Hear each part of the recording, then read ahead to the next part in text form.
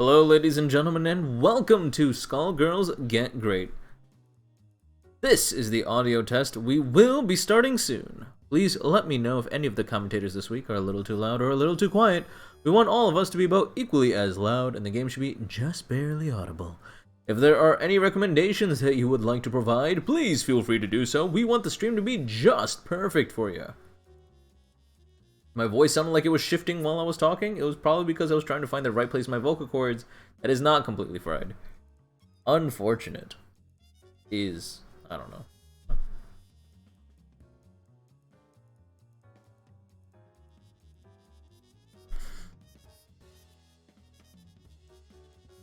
I hope you guys are all having a wonderful day. Sit tight. I'm going to go ahead and make the matchups since we are running a little bit late, and then we're going to go ahead and get started. A little bit late? A lot of bit late. We're running a lot of bit late right now. Hot damn.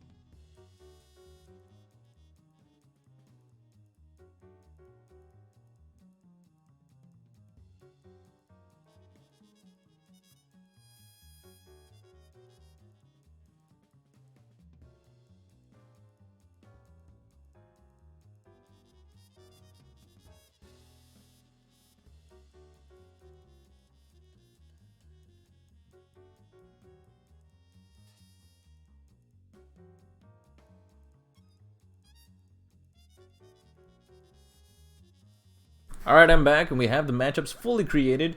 Just to verify, stream chat, could you let me know if the stream is live? Because we have gotten word from Dry Eyes saying that our stream might be down.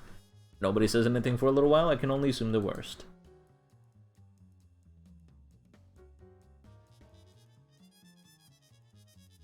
Thank you, Hydra. Thank you, Thok. Thank you, Butterscotch Soda. Dang, I haven't seen you before. Welcome to the stream. Or if I have seen you, I sincerely apologize for forgetting. Dr. Duck, you for being here. It was just slow. It's up. Thanks, Dry Eyes. I appreciate it. Thank you for the clearing. Thank you for clearing it up. Okay, so I'm gonna go ahead and answer a few questions.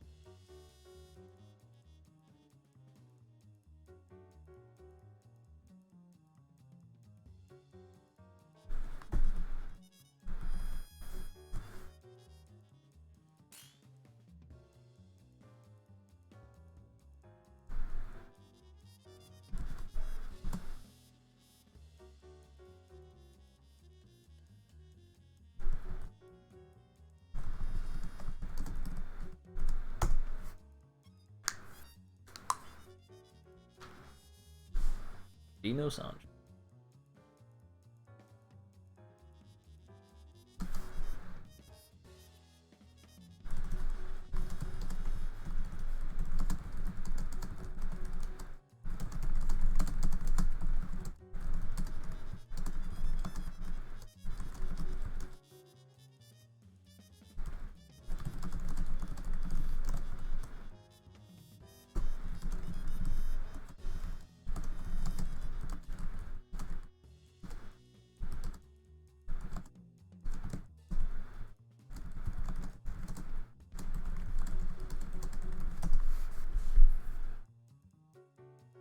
Okay, I think we should be ready to start in just a moment. We do have a couple of new people today. Right away, I did just adjust the weekly matchups. I think it is finalized now. I don't think I'm going to change it anymore.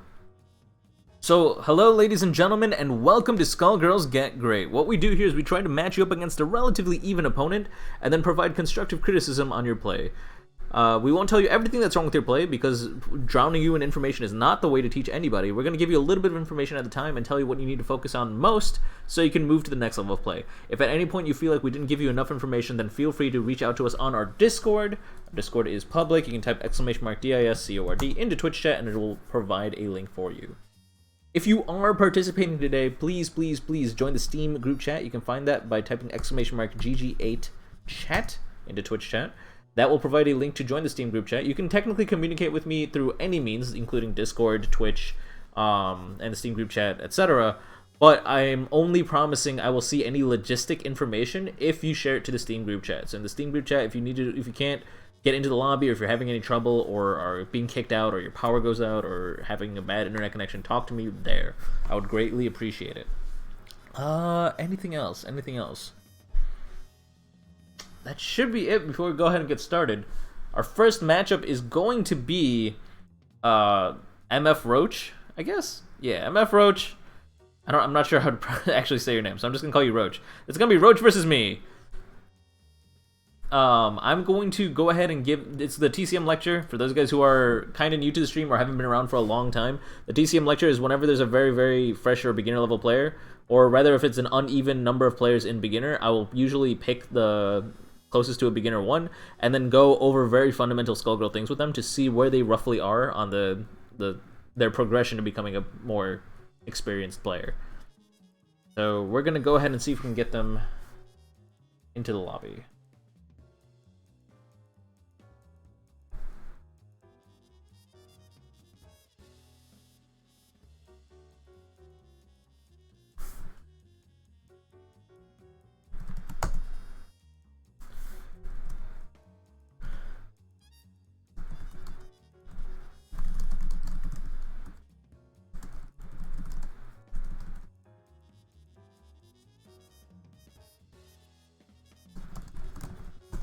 I should also probably plug in my stick. Not know how to play on keyboard, and will not find out now.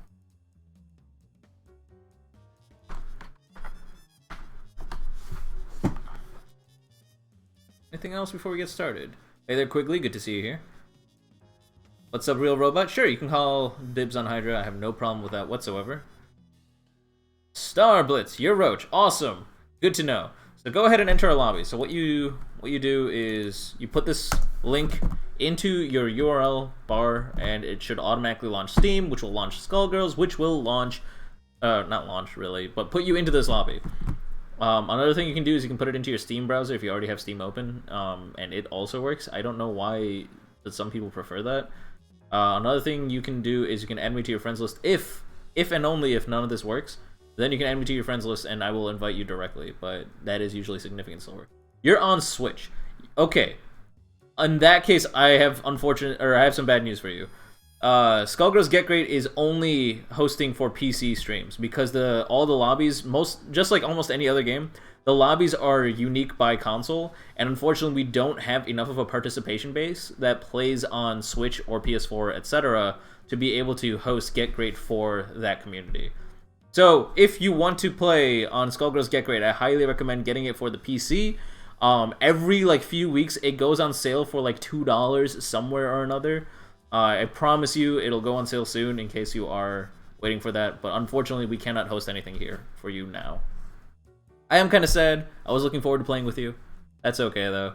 I hope to see you again sometime soon. At least go ahead and chill and chat. Maybe just at least pick up some information about the game, learn some basics, because there will be other people playing and you will get an advice. You don't have a PC.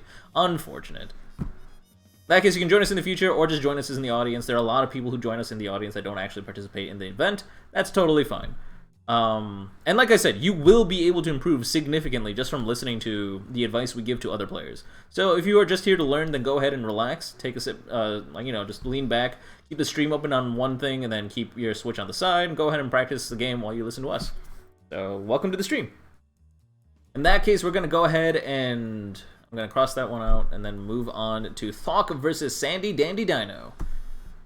That's a fun name. Sandy Dandy Dino.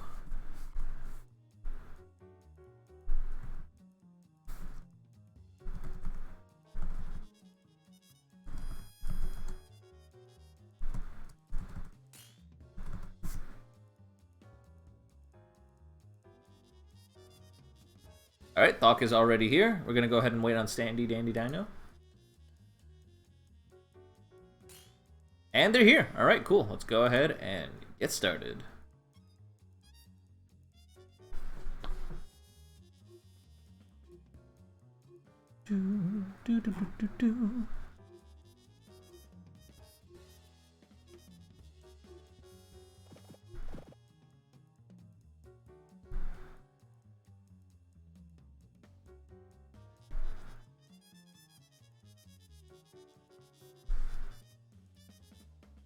Real Robot already dropping the B&B compendium. Don't worry if there is any concern about B&Bs and stuff like that. I will mention it again in more detail.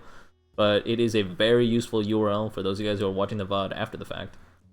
Just a reminder, guys, I highly, highly recommend that you pause the stream while you are playing. I don't want me to distract you while you're playing. I want you to play how you normally would play to the best of your ability. And watch the VODs afterwards. On Twitch, the VODs go up right after it's been streamed, so right after your set, you can go ahead and watch it on Twitch. If you want to wait for the YouTube VOD goes up right after the stream is done, so you will be able to watch it very soon. Okay, backing off. Thok is just trying to build some space with Eliza.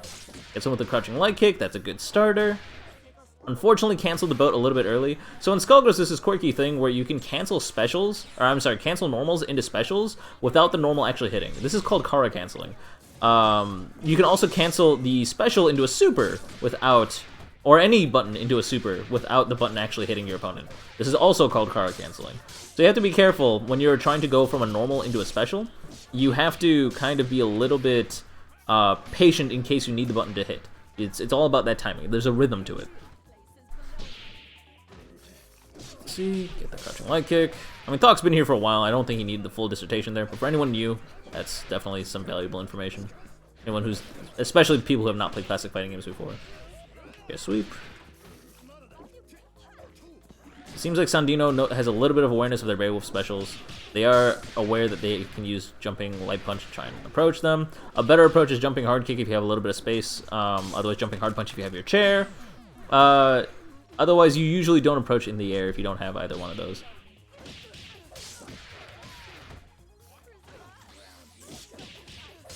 Okay.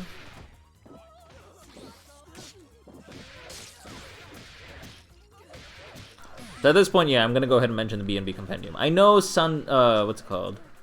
Sandy mentioned before that they're not very consistent with their combos by any means. Well, it's probably the number one thing you got to do first, because it seems like you're a little bit familiar with your character, like you know what the buttons do, but you don't actually know how to really utilize them and how to actually link off of them. The best way to learn this is to learn a combo. Now, it seems kind of annoying when people tell you, hey, learn a combo, hey, learn a combo. It's actually not the most important thing to learn a combo. The reason learning a combo is so important is because it'll get you familiar with your character. It is the fastest way to get familiar with how your character feels, the spacing, how the moves should be used, how to convert off of stray hits. The fastest way to do this is to learn a combo. So if you go ahead and type !B&B into Twitch chat, it'll lead you to a compendium full of combos for every single character in the game. They're not the most optimized combos by any means, but it's an excellent starting point, and it will help you practice all of the most common links for your character. If you want to learn your character fast, and you want to become like acceptably comfortable in the game, then I highly recommend going through the compendium and learning all of the B&Bs that are listed there for your character. A lot of them are a lot harder than others, just like how well, I mean, to be fair, in Skullgirls, a lot of characters are harder than others. Let's see, what else? Okay, so normally it's not used as an anti-air, but I mean, it does definitely work as an anti-air. It's actually commonly used as an incoming setup, Sandy. So whenever people are dead and like a new character is coming off the screen, like if you kill them in the corner, you can set up the head there to kind of use it as a way to like stuff people coming in. Normally, if you want to anti-air in your mid-screen, then what you want to do is actually quarter circle forward light kick, I believe. It's called L danger, and the top half of your body is completely invulnerable during that. Not a lot of people use it that way. In fact, a lot of people do exactly what you do, just use the summoning head drone as an anti-air, but it's not. It's an option, I guess I should say. Get the wall splat, using that opportunity to build a head. Oh, all right, that's like actual normal strats. Good stuff. So you seem to have a basic understanding of neutral, using the opportunity to smack your opponent to the corner and then building a head. What else? He's about to kill. Air grab, launch. Gonna go get the OTG with bird bounce. Unfortunately, you didn't convert off the OTG. You only get one bounce off after the bird before it uses up OTG. You have to use it both with a really precise timing.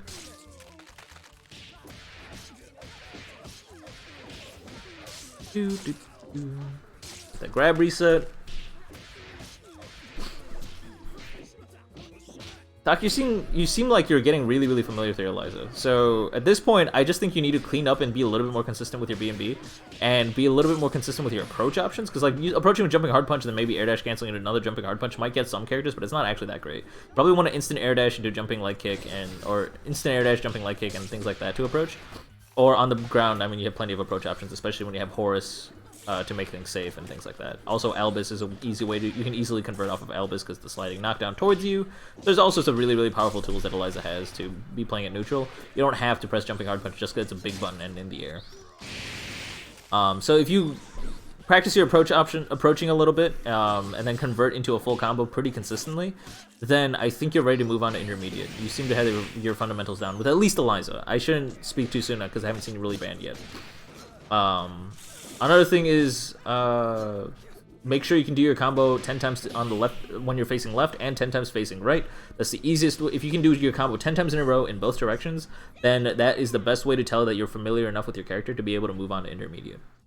And a lot of people in intermediate still can't do that.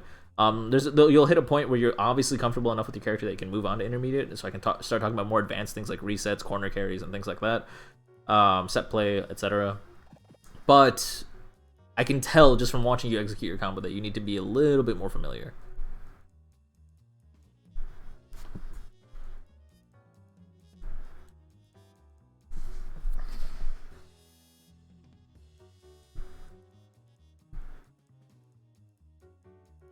Dries, if your standing heavy punch button is getting, or your heavy punch button in general is getting stuck, I would double check to see if it's Skullgirls or if it's just your controller. You might be able to like go into another game or something and see if standing hard punch is like getting stuck in those games also. Because if it's your controller, we can't do anything. You just kind of need to get that fixed. If it is Skullgirls, then there might be something we can debug. That has never happened before in Skullgirls, as far as I know. I know that happens with the up button sometimes. Skullgirls, but it's your pad? Oh, okay. Well, I cannot help you.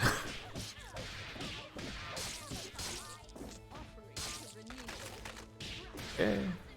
HDP. How do I clean one properly? I will explain afterwards.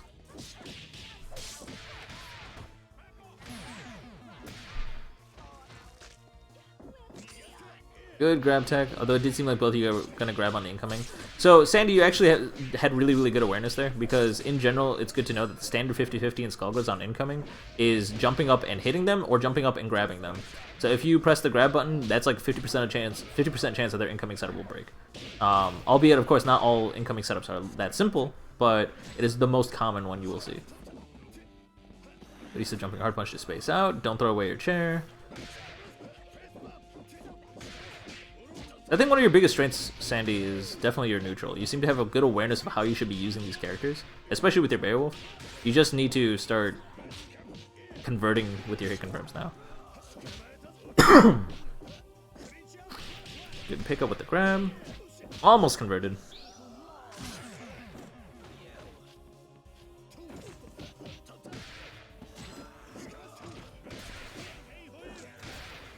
Raw tag into pinwheel. So, quick reminder that raw tags are extremely dangerous. It is kind of nice because it's like a weird reversal.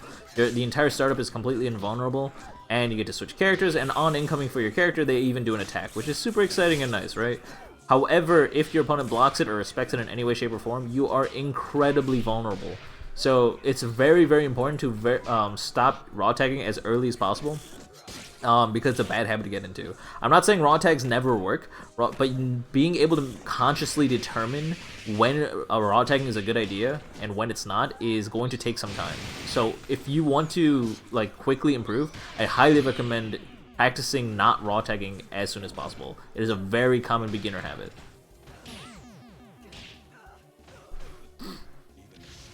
Bad beginner habit to raw tag all the time. That's what I'm trying to say. Okay, so that's 3 games. We're going to go ahead and do 2 more. For those guys who are new here, we do not do best of 5 or anything like that. We do 5 flat games just to make sure everyone gets the same amount of experience or time on stream, regardless of who wins or who loses. Because it's not about winning or losing here. Okay, so how do you clean one properly? So what kind of pad is it? If it's a pad... heavy punch is the R1 button. That means the spring probably has some muck around it just from like sweat and stuff like when you use your finger. I've had to replace R1 buttons on 3DSs all the time for people because of that. You should be, depending on what kind of pad it is, you should be able to open it up very, very carefully, making sure the spring doesn't fly out of place, and then using like a toothpick to clean out the gunk. Worst case scenario, you might have to replace the entire R1 button, but I mean it depends. Logitech 410. I haven't worked on one of those. Let me see.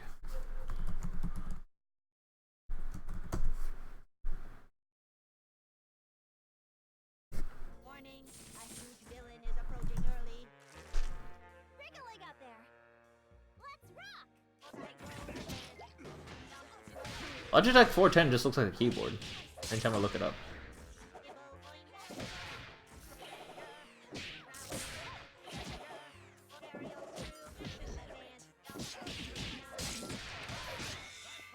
I don't think it's a Logitech 410 just because anytime anywhere I Google or anywhere I search for this, it's a keyboard. Might be something else. I want to see someone play Skullgirls with 3DS. It wouldn't be too hard. It's the same way as someone played with a Vita. It's just the R, like, what is it? The like light punch, medium punch, and light kick, medium kick would be the same. Heavy punch would be the same, and heavy kick would be L. It's the same way anyone would play with a Vita.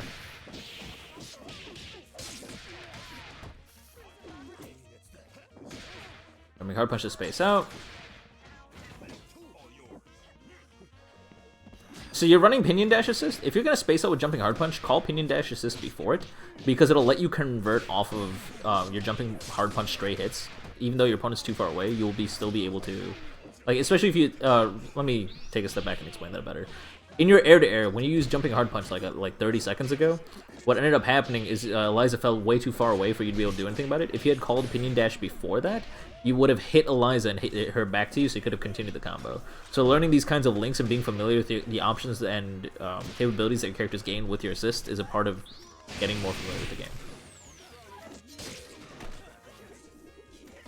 Logitech F310. Okay.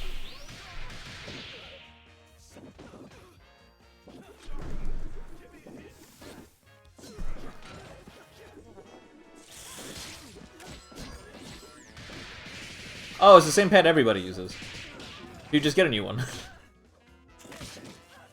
At this point, I've seen that pad like everywhere. Just buy a new one. Don't even bother replacing it. It's not even worth the money. Or don't even bother replacing the R1 button or cleaning it or anything like that. It is completely unnecessary. Just buy a new one.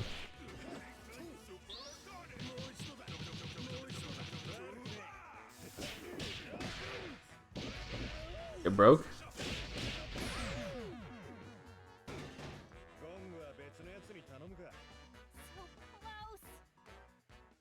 I don't know, man. I don't know what to tell you.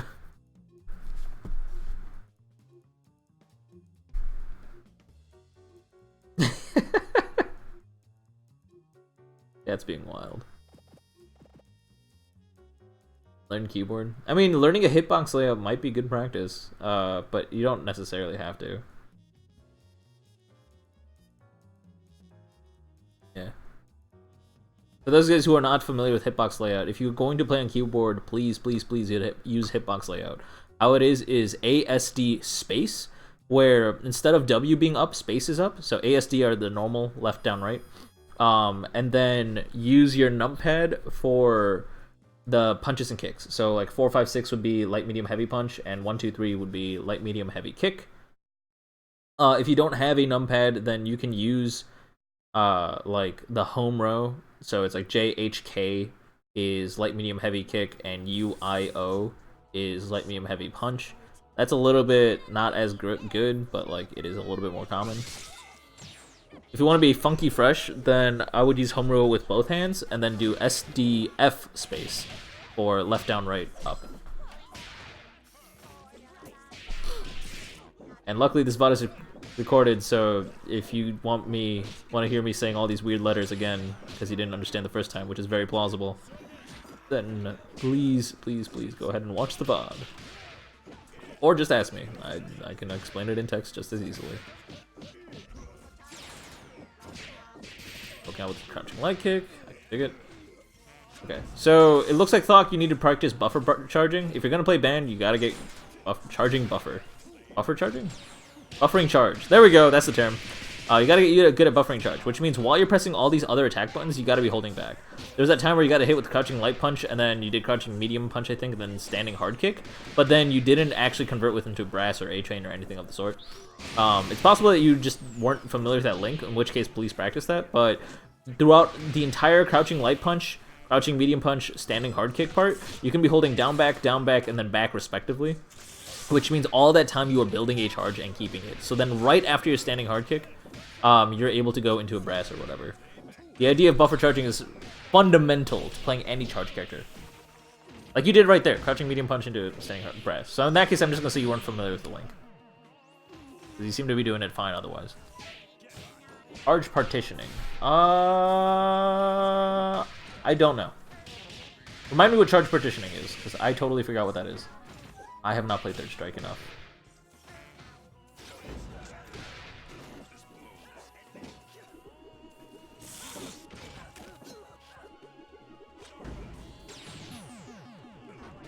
H-beam.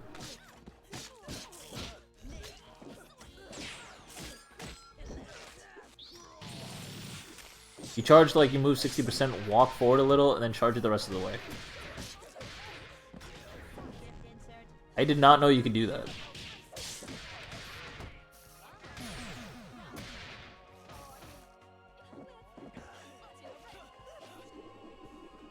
Why can't you do that?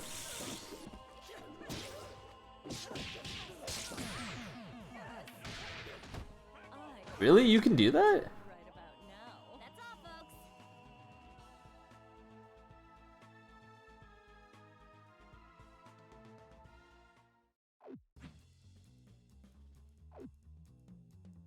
Huh, wild. By the way, well played by Thok and Sandy. You guys did fantastic. Sandy, you seem to have a really good sense of neutral. You're just going to be a little bit more consistent with your combos. Thok, you're almost there with your combos. Need to be a little bit more consistent, but you're almost there. And you do need to work on your neutral a lot. The approach options you're using are questionable at best. But get more familiar with the characters, get more consistent with those links, and both of you guys will be on your way to intermediate very quickly. Definitely by far better than most beginners when they are like in the beginner bracket. And Thok, you've been here for a while, so I know you're improving significantly. So good stuff. Keep the practice up, guys. Next up, we're going to go ahead and move on to our next match, which is going to be Hardlight Blacksmith versus Dr. Doc PhD.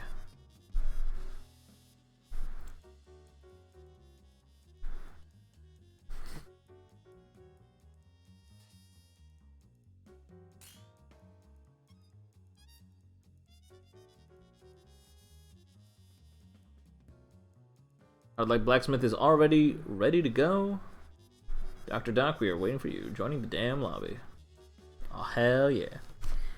In case you need the lobby link again, here it is. I mean, ignore the last slash. Here, let me try that again. There we go. Just put it into your browser. This is all it takes. Not that hard. Doesn't have to be hard, I should say. Could be easier, too, but Steam has ruined everything. 3 out of 5? Nah. It is not 3 out of 5. It is first to, or is not first to anything. It is 5 flat games. There is no, like, first to X many wins or anything like that. Because we want everyone to play about the same amount of games, because again, it's not about winning here. If you want it to be about winning, then I highly recommend you sign up for Skullgirls Be Great, which is every Wednesday at 8 p.m. Eastern. Gentlemen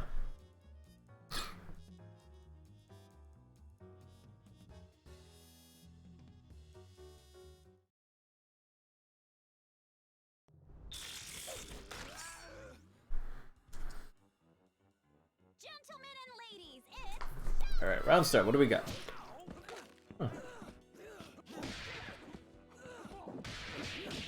It is very rare for Beowulf to start around with jump up grab.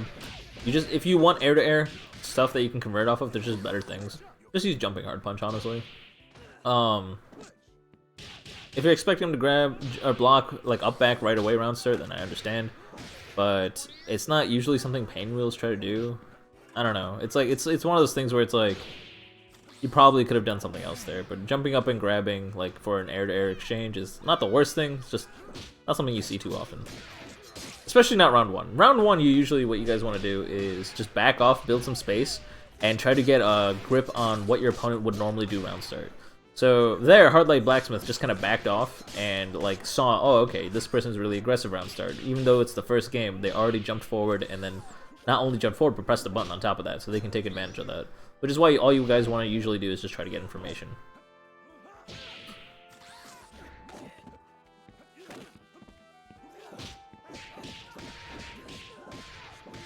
I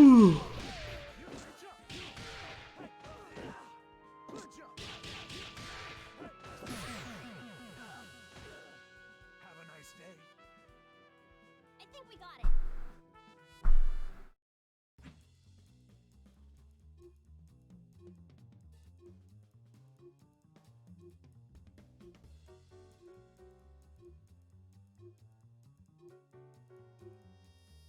You found a new mix-up off of block. Like on block, you're on reaction, you can do something fun out of it. Like really good pressure.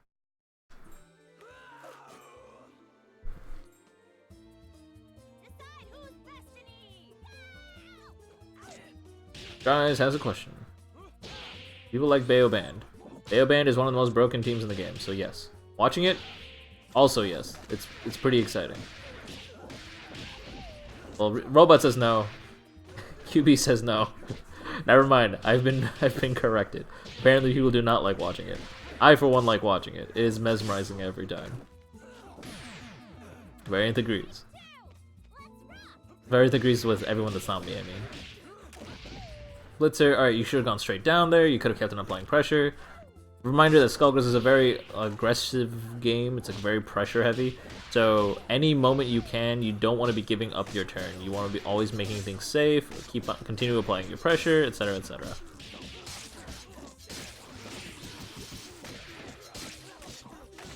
Get out of there. Look for an opportunity to DP. No, okay, that's fine. Using DP as an anti-air, that's also fine. You did give up your DP for that though, so keep in mind you do need your chair to do your invulnerable chair toss, which is that.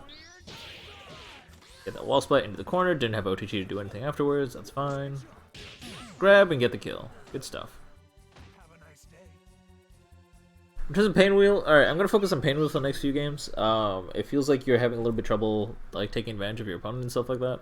And, I mean, Beowulf is not an easy matchup by any means. He can be pretty tricky, especially because his air-to-air buttons are very, very good. It kind of limits how often you can really take advantage of Painwheel's fly.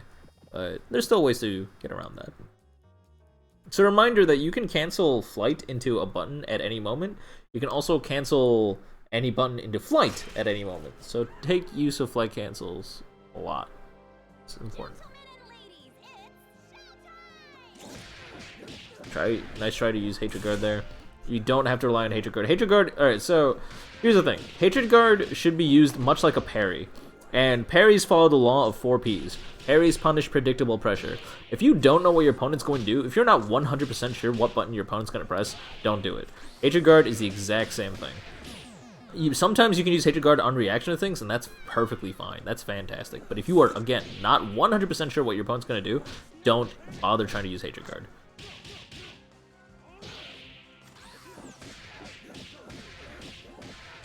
I'm seeing a lot of Hatred Guard users. That might be why you're getting hit so often. Also, remember that you only have armor for Hatred Guard, from Hatred Guard while you're holding the button down. If you're holding the button down too long, you'll get Hatred Guard, and then as soon as you let it go, you'll be vulnerable. So if you're going to use Hatred Guard, don't let go of the button until you've been hit. Okay. A couple of things about block strings. On block strings are plus usually after lights, but not for all characters, I know. But for a lot of characters, they are plus on block. On mediums, they are safe. They are not necessarily plus on block. Sometimes they are, but usually not. But they are definitely safe.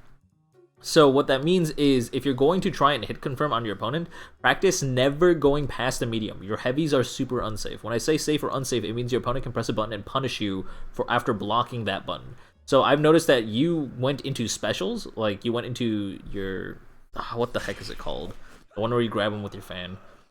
Viewer, maybe? I don't actually know. Gilboga? No, Gilboga I think is a projectile. But like either way, end your block strings on mediums and then try to play safe.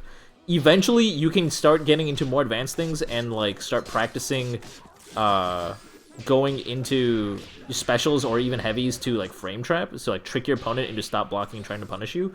But for now, I would focus on just trying to be safe. Just if your opponent blocks your light and a medium, don't go past it. Try to do heavies on reaction. Like on reaction to noticing you gotta hit confirm. Hopefully that made sense. That was a very verbose way of saying don't go past the medium unless you gotta hit confirm. Something hard punch the space out. You're having tough time dealing with that. Just respect it. It's a heavy. I mean, they'll land and they'll be safe because they'll land cancel it, but like it's better to hold it than to try and eat it and get hit. Should be able to get a punish. Got him low. So I'm going to go ahead and use this opportunity to mention the B&B Compendium again. As I mentioned in the previous match, one of the most important things to do when you're trying to improve in Skullgirls is learn a B&B. And this is not because combos are great or all that damage is nice. While the damage is nice, it is not as important as you would think. Like in all fighting games, obviously your understanding of neutral, etc. is always the most important thing. That being said, combos are the best way to get familiar with the character. It'll help you learn spacing with your moves. It'll help you learn what kind of links are possible. It'll teach you how to convert off of stray hits because you'll understand how all your buttons go together. For that reason, I highly recommend the first thing you do is learn a B&B. Practice a B&B, make sure you can do it 10 times in a row in the lab, facing left and then facing right. And I recommend learning all the combos in the Compendium. The Compendium doesn't have the most optimized combos, but it does have a lot of the combos that are super, super helpful for you to get familiar with the character. And that is the #1 goal here. You just gotta be more familiar with what your character can do and how their tools should be used. 10 times? Yeah. No, there are a lot of people who will not be able to do that for hundreds of hours, but it is something you need to practice. I'm not saying you shouldn't play Skullgirls until you can do this in the lab like 10 times in a row. Obviously, go play with your friends. The games are only fun when you play with other people, right? That being said, you absolutely need to constantly be practicing until you can hit that goal of being able to do your B&B 10 times in a row, facing left and facing right. I can barely do it with my squiggly combo, and I've played this game for thousands of hours at this point. So, like, I mean, some combos are harder than others. That being said, your B&B you should always be able to do, like, really, really easily. It has to be second nature for you. It is a goal you need to push for.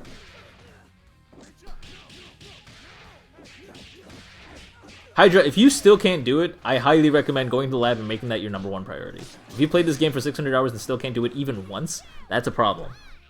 I've done squiggly 10 times in a row, left and right before, but like, I sometimes make mistakes, and that makes sense. Even the best of players will make mistakes from time to time. But if you can't do it even once, if you've never done it once, like 10 times in a row, left or right, then that is a big concern. Good tech to the other side. Nice reaction to the tech. So I'm not going to talk about undizzy math in beginners, but I am going to mention it. When you tech, you are allowing your opponent to do a longer combo on you. In this situation, it didn't matter because you were so close to dead anyways. But when you tech to the other side of your opponent, you are even. Like you are not like plus or what's it called? You can block or tech a grab or whatever. It's not like you're gonna get punished for teching. But if your opponent does get a hit confirm, which they can get because you are giving them the opportunity to press buttons on you as soon as you tech, they can do a much longer combo on you. So be very, very careful about when you tech. Preserving undizzy is extremely important because it limits your opponent's options when they're attacking you.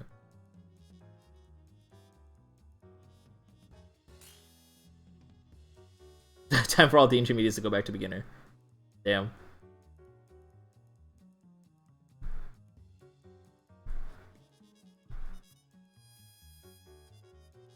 Oh, look at the good manners. I appreciate that. This is why I love the Skullgirls community. The Skullgirls community is always like that. Always super polite. I love that shit.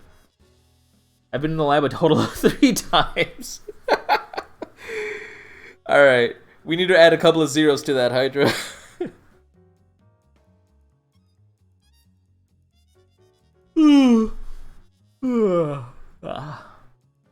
Alright, next up, we have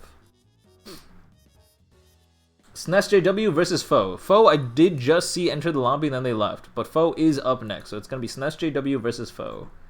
SNESJW still here? I actually haven't seen them all day, which is relatively unusual.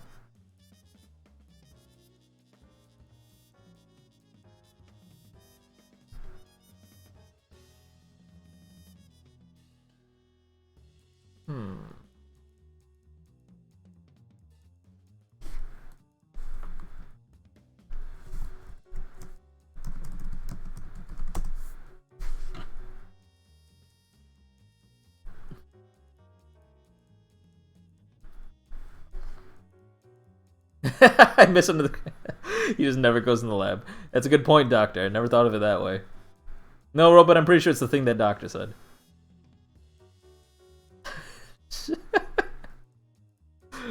I was born in the lab, raised by it, molded by it. It seems this time the lab has betrayed you. Bring back like 2015 memes. Let's go. Hey there, Variant. Welcome back. Bo is ready to go. SNESJW seems to be nowhere to be found. This is weird. At SNES. You're up. You here? Let me see if... Doesn't look like it. Huh. Unusual. SNESJW is usually on top of these things. I'm going to take this opportunity to thank everyone who does show up on time. I greatly appreciate it. For those of you guys who can't make it, it's okay. Try to give me a warning in advance. If you can't give me a warning in advance, I mean, telling me late better than never is still greatly appreciated. For those of you guys who do show up on time, I also really, really, really appreciate it because it is extremely useful for helping the stream continue smoothly and, you know, in a timely fashion. So I'm gonna go ahead and open up the lobby against Foe. Who wants to fight him? I know Variant wanted to play today, but Variant, I recommend going a little bit easy. You've played for several hundred hours.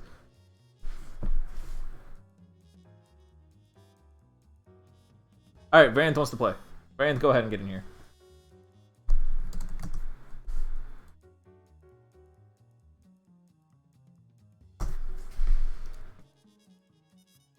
You think Foe will be fine? All right, never mind, Variant, go off.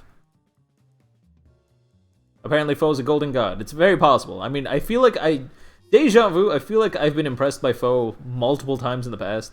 I think Foe will be fine. Maybe Variant, you should just go off. Play Fortune Point for Foe. Alright. If you lose, then go all out. But I have a feeling that Foe might be fine. Not just because Robot said this so, but because I'm like having this deja vu. Like, I've said this before, and I've regretted it. Foe plays PS4, so no hours. Ah. Well, I mean... Ah. Well... Ah, whatever. I would assume that the hours he would... Or they would report is... PS4 and plus PC. I wouldn't assume that it would just be one or the other. But if foe secretly has thousands of hours on PSN, then go off. Wriggling out there. Alright, backing out, trying to get a good handle of your opponent. Nice counter hit there, good conversion. Kind of strange that it was a counter hit in the first place, but that's okay. Wall bounce, using the OTG, wow, damn, chasing the tech, baiting the assist call, and then doing damage. Yeah, never mind, foe's fine. Gonna DHC after the wall splat, convert into cat heads. Unfortunately drops it, which is gonna let up the Unbusy Drain, but we're gonna jump left and right over and over again until we can get that hit confirmed. Let's go. Looking green. We are gonna be able to catch both characters. Beowulf was on the ground, that does let him escape. However, we're gonna DHC in a way that only one bike hits. We're gonna go ahead and get the cross up. Let's go.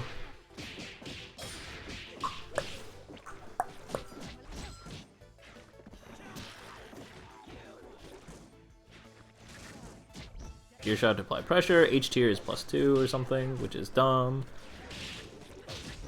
Oh, I can talk about frame data. I'm so excited. Okay. Yeah. Hold on. So I haven't seen an opportunity to really discuss it, but that is the scary part of tier. Alright, we're gonna get the hit confirm, knockdown, push him to the corner. You're gonna use all the bars of hype. Unless you have set play to build that hype back up, there's actually no reason to use your hype there. If your hype's not gonna kill, there's like, you might as well conserve it, or maybe just use one piece of it so next time you build hype, at least it's not going to waste. Ooh, unfortunate that was blocked, super. I know you were expecting like variance to probably press a button there, but you gotta be a little bit more careful. People's Elbow is one of the only raw tags they can get away with. One of two. 2 uses of Sniper and then no conversion either time, even though right next to you. Use of Tier just try to stuff the approach. Good use of Jumping Medium Punch to get the hit confirmed. Cerebella's favorite button. He wanted a hard knockdown to get a safe jump setup. Yeah. He has set play, but he fucked up. Yeah, okay. Well, I guess if he fucked up, then it's fine. But like, from what it looked like, he just kind of used all 3 bars of hype and then just kind of chilled. Do you have to use all 3 bars of hype to be able to get the hard knockdown? I would just assume you can get the hard knockdown with just 1. What is set play? Remind me at the end of the stream and I'll explain what set play is. I don't know if I have the execution to do my set play anymore, but I'll try.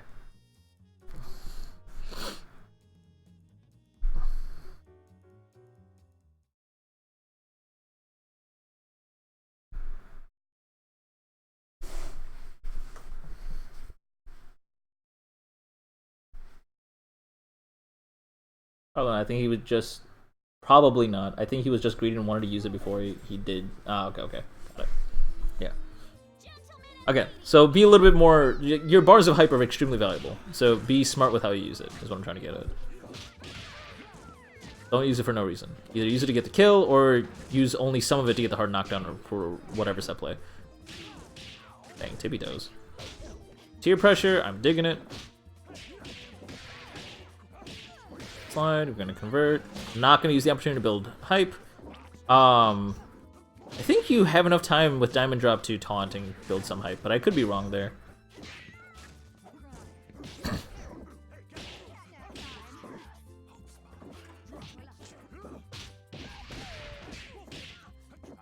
Unfortunately, so set play can be very misleading.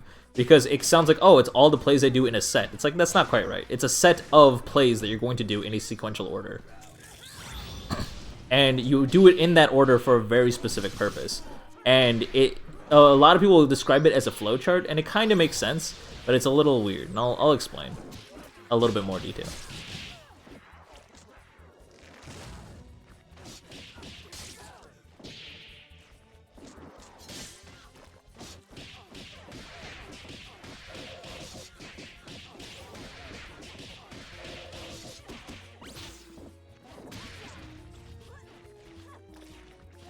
Red Sparks, Air Toss. I'm gonna go ahead and use Fiber, little goofy thing below it.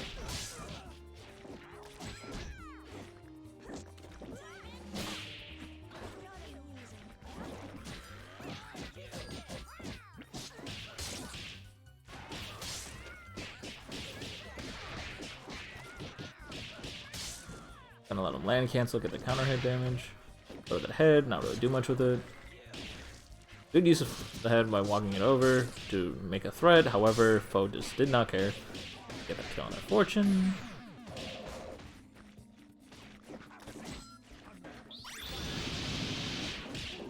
Damn, Beowulf ate all of that shit.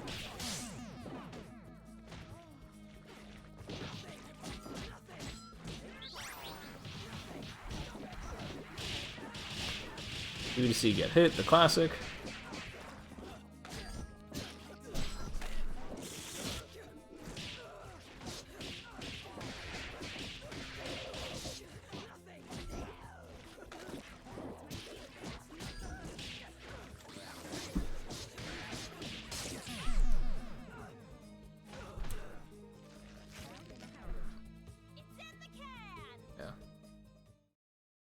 As per usual, a reminder that I will probably start going quiet around now, just because there isn't as much to say. I'd mostly just be commentating at this point, and my voice can't handle that right now, because I already commentate like 1.5 times a week. But anytime I do notice some sort of feedback to give, I will say it.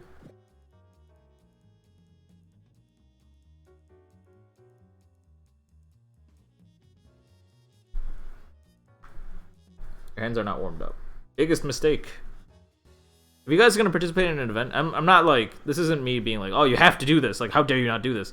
But I highly recommend just kind of like playing a few games with like friends, or just kind of going to the lab and doing a combo a few times before it is your turn on Get Great or Be Great. It'll just, like, you warming up your hands is a real thing. Like, being able to get like that rust off and like get your mind back into that rhythm of like Skullgirls mentality, it takes a few games. It takes a bit of time. Doesn't take too long, but it does take some warming up.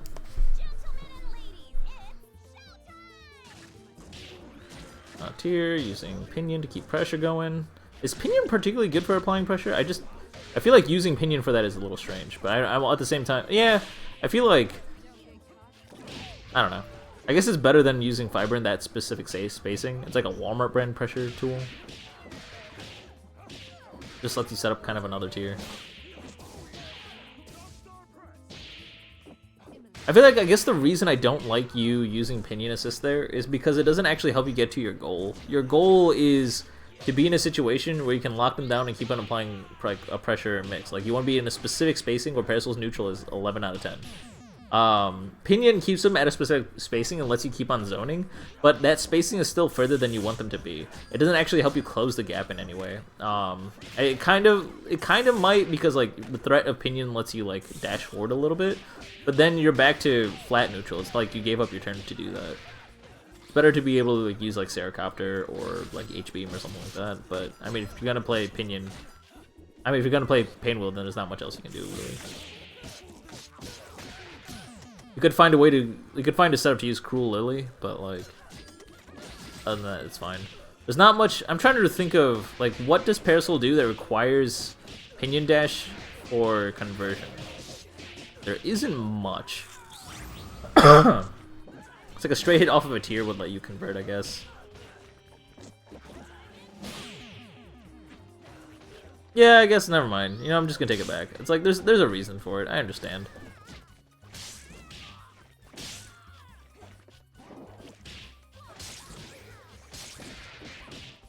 With the heavy counter hit, no conversion because head was too far away.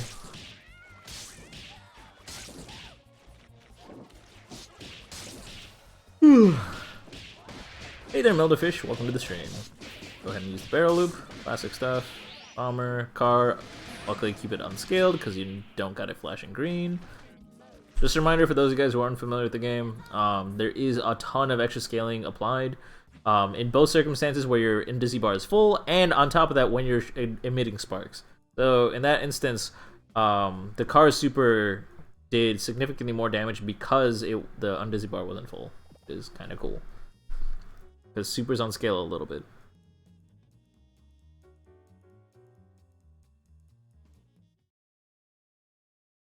Penny has a combo mix that uses it, Variant is trying to steal it. Alright.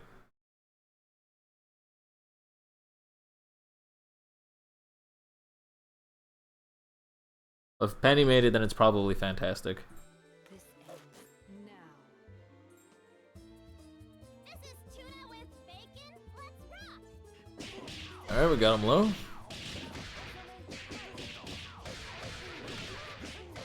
here. But up there, it's not really threatening anything up there. It's kind of a setup for no. The two is just kind of there for fun, I guess. Grab.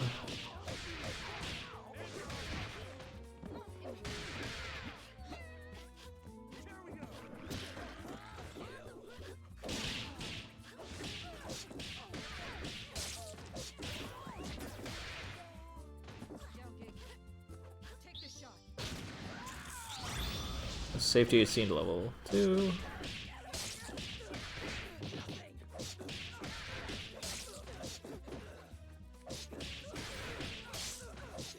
On the Oki. Varian played defensive. Good use of jump to avoid the grab. Well, not jump, it was like a flag cancel, but still.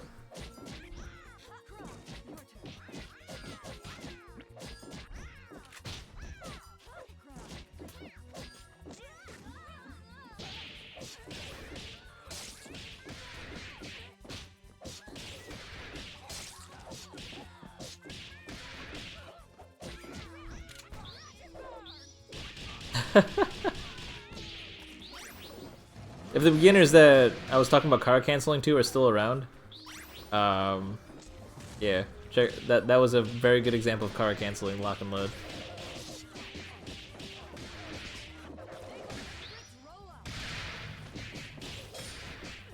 Oh.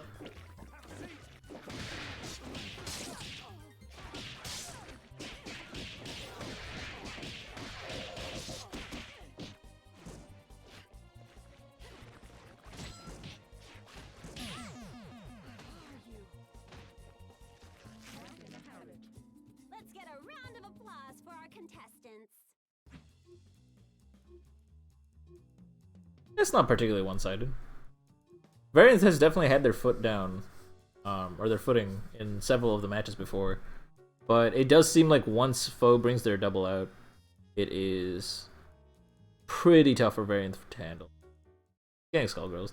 That's another thing. So Skullgirls is one of those games where it's really hard to say when something's one-sided or the other, because there are games where two players who are completely equal skill level will like perfect one another, and that's totally fine. It doesn't actually mean anything. It doesn't actually reflect skill in any way, just because Skullgirls is so pressure heavy. Once you have the momentum going, it's very possible for you to close it out straight away.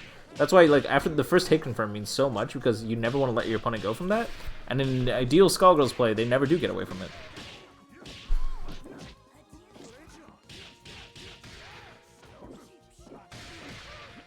I don't know if there's lag or what, but you dropped a lot of conversions and the Undisi is still at 0. I'm not quite sure why. That hit confirm you should be able to kill, but instead you went for the command grab route.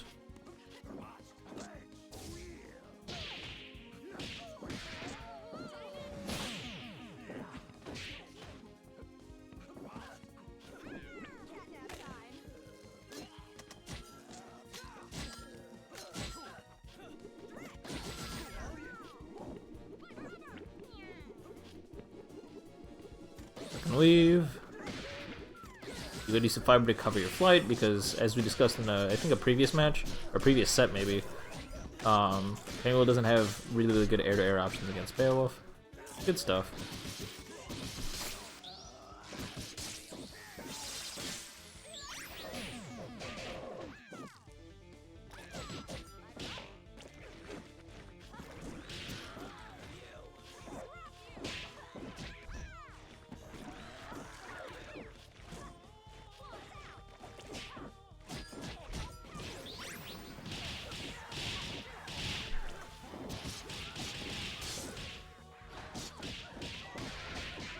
Yeah, Melderfish, what Robot said is completely correct. Hatred Install is one of the best DHC options in the game, so playing her second or Anchor is extremely popular.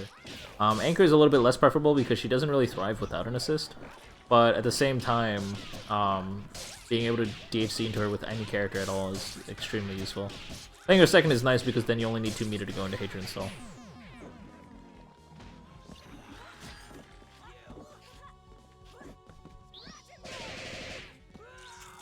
Caught out of the Tumble Run, unfortunate. Mind that there are a lot of approach options in the game. Block dashing is an okay approach option if you think your opponent's going to be able to threaten you. your approach in any other way. If you're doing a tumble run, your opponent doesn't have to respect it. Your opponent has tons of tools that they can use to just tear right through it. So it can be really, really risky unless you really, really want to rely on your reaction. So, ah, shit, that's scary.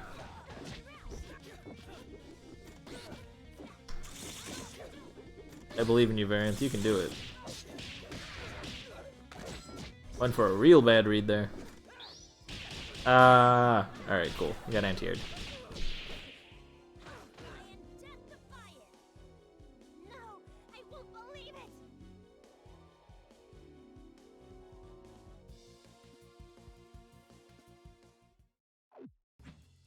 Unfortunate. But well played by both players. That was really, really cool. There was a few things here and there. A phone knows your habits. I didn't realize you guys played regularly or anything like that. Either way.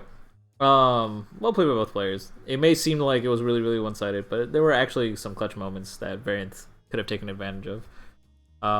The main things I saw about Foe were just kind of the like strange hit confirms and overuse of hype. Like there were a few hit confirms they just didn't convert off him and kept the Undizzy really, really low for no reason. He could have probably gotten away with 2 less resets almost every single time he got a kill on character. Foe plays you guys really often. Oh, I had no idea. Well, good to know. Whew. Alright, what do we got left? Matchups. Dry Eyes versus QB. We got 2 more sets left. Let's keep the show going. I believe Dry Eyes is still here. Yep. Is QB here? Yes, QB is also here, I think. In them both.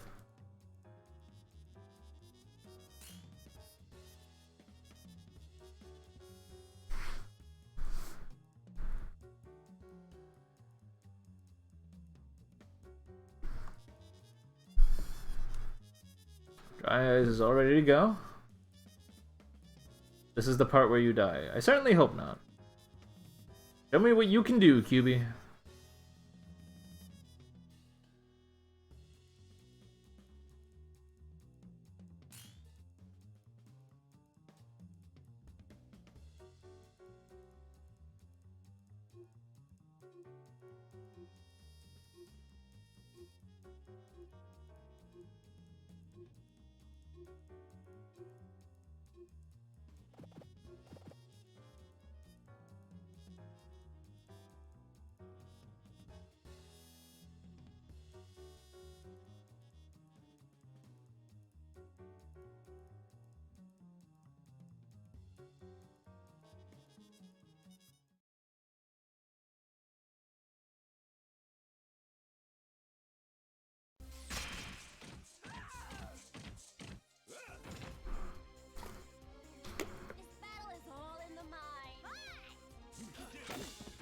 Seems to space out. Both players backed off right away. Really smart round start. I respect that. No aggressive assist calls from QB's side. Good stuff. So there in that gap right there, I mean, I can understand you not wanting to risk SSJ like ruining your day. But since you weren't really particularly trying to bait anything out, I can see why you didn't call your assist. Another important thing to do right away, like at the beginning of the round, is just test how willing your opponent is to mash. In Dry Eyes' case, they're not particularly willing to mash. So what you could have done is you could have down backed into calling Squigglies. Like I think you run D and B assist. I forgot. I believe you call D and B assist. And if that is the case, then it would be a good way to lock your opponent down while just kind of down backing in case your opponent mashes, and then getting like a heavy counter hit on trying to do it.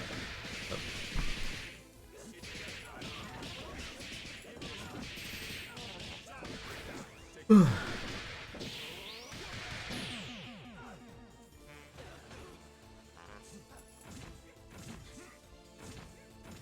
coming in, Giants up. Any standard big band neutral. Raw A-Train, that could have been real bad. You gotta be a little bit careful with that. Did work out, but you don't get much off of it.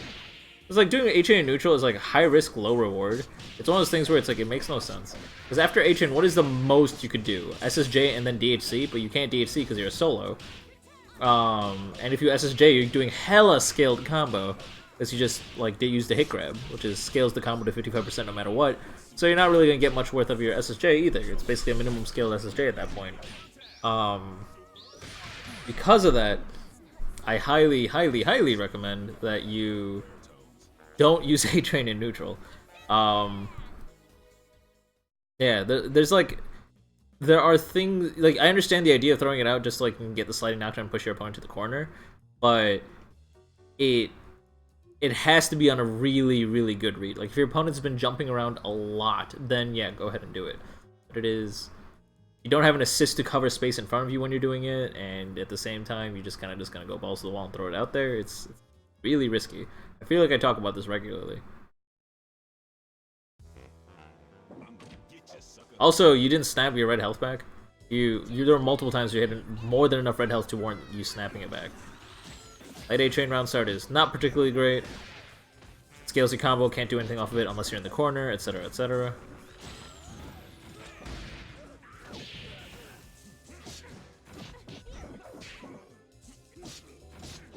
Also, most common round starts that call assist like up back or like jump in general. LA Train will kind of fall vulnerable to that. Because if your opponent jumps in the air, they're not going to get called by A Train, and at the same time, you can't grab assists, so it kind of goes to waste. Spear to convert, gonna DHC to get this Boyo out. Blocks, mad respect. If you're gonna end a string on a brass, always end in light brass. After light brass, you can go into LDP or into M brass, depending on how you're trying to mix up your opponent. Or if you're really, really fucking in your opponent's head, then you can go light brass into DP or whatever. Because your opponent has to respect, after the LDP, since you're safe, they have to respect the M brass or the light DP.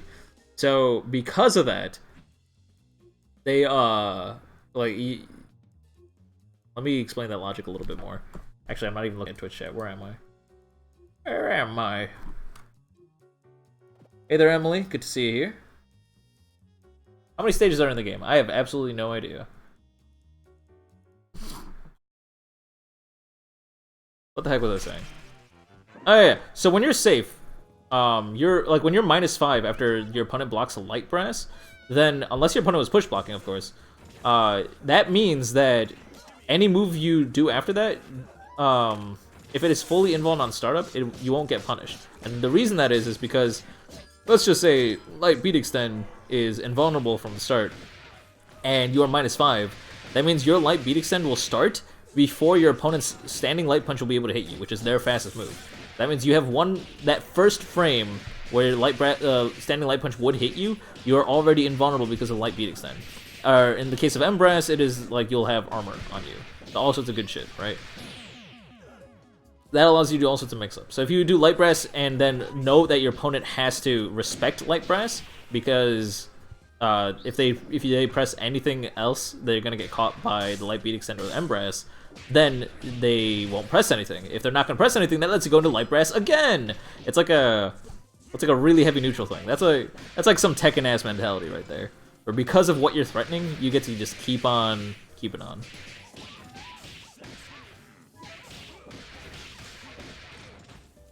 Wall bounce. A-Train, get the kill. Good stuff. Focus on QB for a couple of games. Albeit with this set. I am mad dizzy right now. Ugh.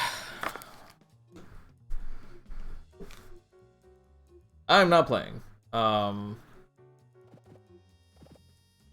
Eyes is playing as Big Band. QB is playing as Squiggly Painwheel.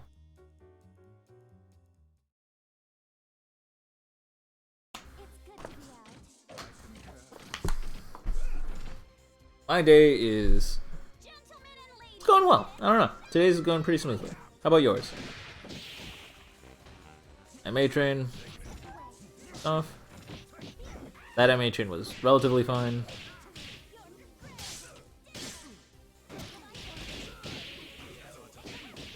No conversion off the viewer hit. I think it's viewer. I don't know. You gotta be really careful when you're throwing out Daisy like that. Daisy without center stage means you're using it to punish a move that they already pressed. Do not ever use it as a reversal. It is not a reversal.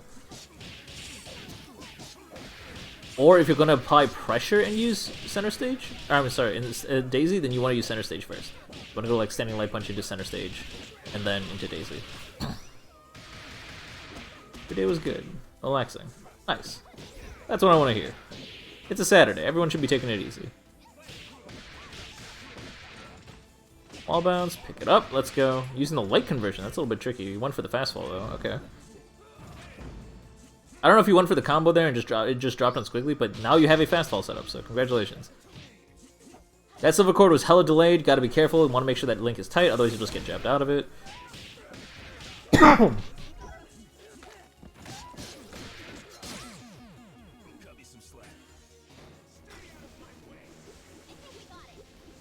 2 and 2. I'm digging it.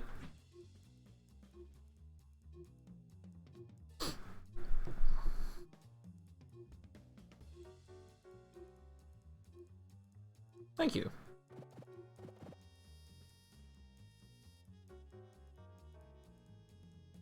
I will be fine.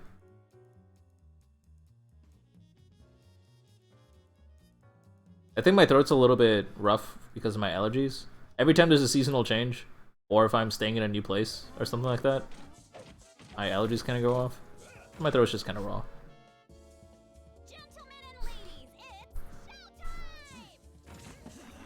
Double jumping to approach, giving up space. There's no real reason for you to jump backwards there. Just approach forward and block. Squiggly's a neutral monster when she has punch charge and 1 meter. But there's no reason for you to really up back in that situation. So you were giving Squiggly a bunch of space for no reason. QB, you kind of let Big Band push you into a corner afterwards though. Like your opponent's Big Band was making the mistake of like backing off away from you. So you shouldn't have backed up. You should have used that opportunity to close the spacing between you because you want Big Band to like not be able to limit your options by shoving you into a corner.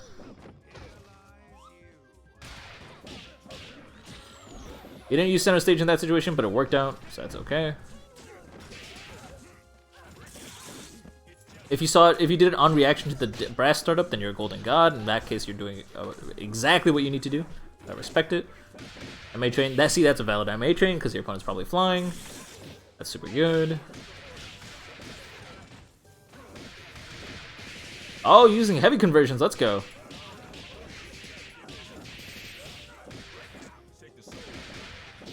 Sliding knockdown, not worth going into that SSJ unless you had taunt. If you had taunt, then I'd understand, because fully scaled it does a ton of damage. Nice blocks on that raw tag. I respect the attempt to raw tag there, QB. I'm not going to call you out on that one. That was definitely tricky, and I would have caught a lot of people. You're going for a lot of resets, you've built 0 on Dizzy. Reminder that there's a lot of benefits to getting resets, right? You deny your opponent meter, you increase your own meter, you reset damage scaling, and you reduce on Dizzy. In that situation, because you weren't reducing on Dizzy, you are getting very limited benefit from those resets. You're risking a lot because your opponent gets another chance too, right? And in the situation where you're at that low health, you probably shouldn't be going for that aggressive of a reset. You should be trying to get as much damage as possible so that the next hit confirm you can get the kill. Hey, there's an SJW. Oh, you're sorry for being MIA earlier. No worries about it. It happens. But, yeah. Glad you can make it. We did end up having someone else go in for your set. Won't happen again. Oh, don't worry about it. It happens to everybody. But if you could give me a heads up if you can't make it, that would be greatly appreciated. If you still want in, we can still shove you in at the end. We did have someone else take your place for the set. But keep me posted. Hey, Drills! Drills! How's it going? Enjoying Pokemon? Next up, it's going to be Hydra versus Real Robots. And SJW, keep me posted if you want to play, and I can shove you in at the end. Hydra versus Real Robot. The fabled matchup. Absolutely. That's awesome. I know this Pokemon game is getting a lot of unnecessary hate because not all the Pokemon in it. As someone who is a Snorlax fan, like Snorlax is, for those guys who don't know, Snorlax is my favorite Pokemon. I don't have the picture handy, but I literally have $3,000 in like Snorlax merchandise at this point. It is insane how much I am obsessed with this Pokemon, and undeniably unhealthy. And hearing a lot of people complain that, oh my god, I can't believe every Pokemon isn't in these games, I'm just like, this is like, I can sleep on that. Like, that is not even a problem for someone who is a Snorlax fan. I have not had the luxury of being able to catch Sir Snorlax in every game, so fuck off. Thanks for the offer, but you'll pass for now. I respect it. No problem at all. Deep down, I appreciate it because I have so much I gotta do the next 3 hours. And any extra time I can get would be greatly appreciated. Back to school with you, girl. Quiet on the set. Alright, what do we got? Tears, pressure, using push block there. So, doing push block in that situation is not particularly useful. I mean, it is nice to push Parasol back just so the tears take longer to get to you, so the pressure isn't infinite, right? So, it's not necessarily a bad idea. It is kind of good. And you play Philly a lot more than me, so you probably know this matchup a lot more than I do. That being said, you are extending how plus Parasol is there by adding the 25 frames of block stun by doing a push block instead. On top of that, because Parasol's further away, you're a rushdown character. You get a hard time coming in. And you're not exactly PvG seeing anything because, I mean, Parasol's not going to be able to hit you with 2 tiers within 25 frames, right?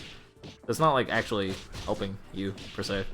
You're better off, like, block dash approaching or, like, wave dashing to get in closer and so on and so forth.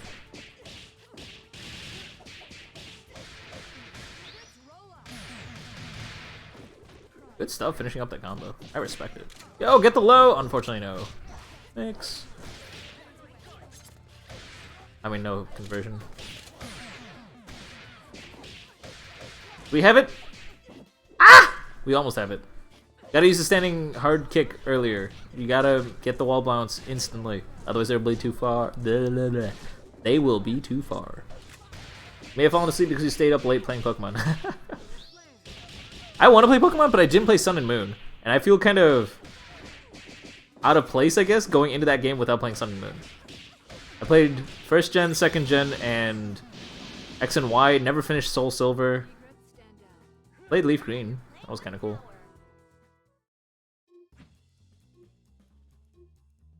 I need to finish. I played X and Y. I loved X and Y. I kind of want to play Sun and Moon before I go into Sword and Shield. Also, I've just bought way too many video games in the last, like, month. And did chill.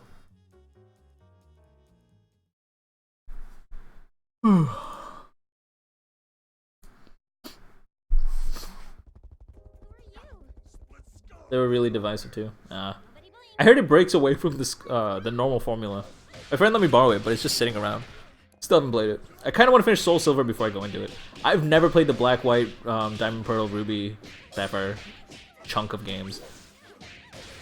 That's just been this like weird black void in my Pokemon timeline.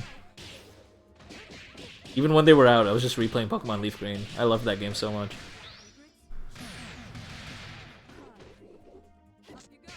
That grab, get the Tear Burst, Pseudo Mix. It's not much you can do from there. Actually, Hedgehog, I want you to explain that to me at some point. I kind of want to know why, what that setup does. Like, I don't know why you would toss a tier that high and then get them to pop. You can't cross under them. You can't. I guess you can get the 50-50 of like jump, grab, jump, throw. Like it's an incoming setup, but it's not much of a. Parasol can do better than that.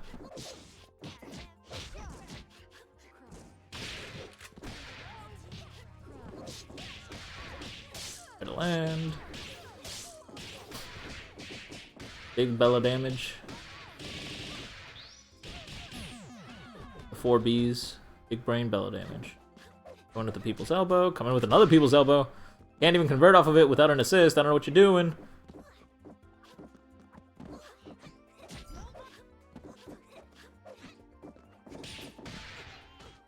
Hello, Henze. Good to see you here.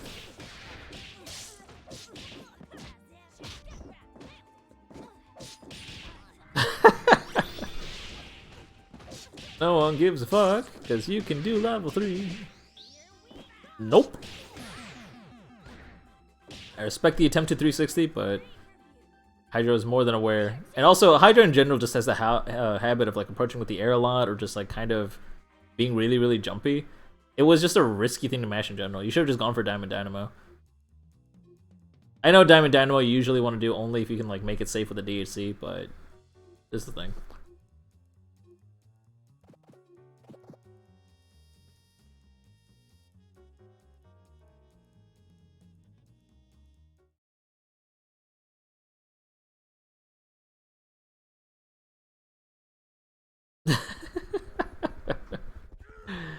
Hydra, you're not bad. Gentlemen and You're not consistent.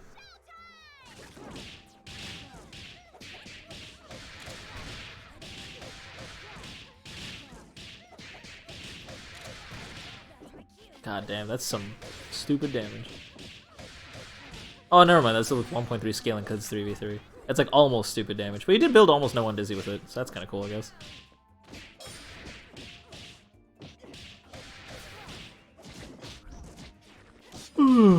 Lock and load. Get the spiral flare to convert. If it didn't convert, it would have been a safe mix-up, which would have been nice. Safe-ish. Light bomber. Your toss to be exciting. Cross under. Now we have both characters. I'm surprised Bella did not fall out. Well, there you go. You are definitely supposed to be fishing for an opportunity to get a snap right there. Why'd you... I mean, level 3 will kill. Yeah, so it doesn't matter. Never mind, that works. You may have paid for that with all of Bella's life, though. So... Oh, okay, you went for the reset, too. You should have just gone for the level 3 DHC into, like, Fuqua Super in for the final string to do some Fuqua damage. That's all, folks.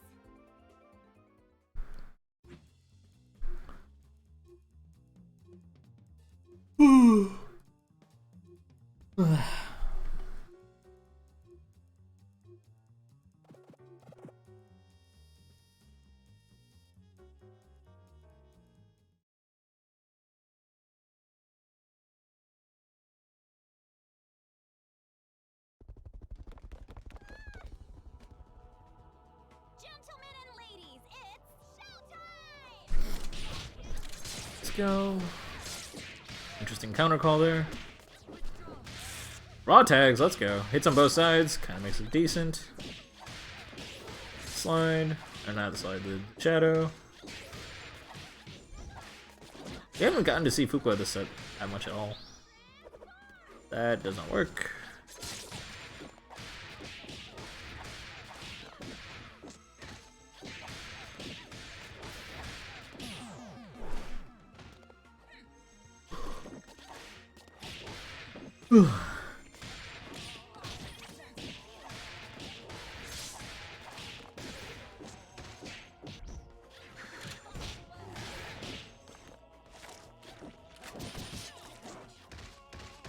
Armor grabs into level 3. That's some ungodly scale damage. I mean, I guess level 3 unscales a little bit, but not by much.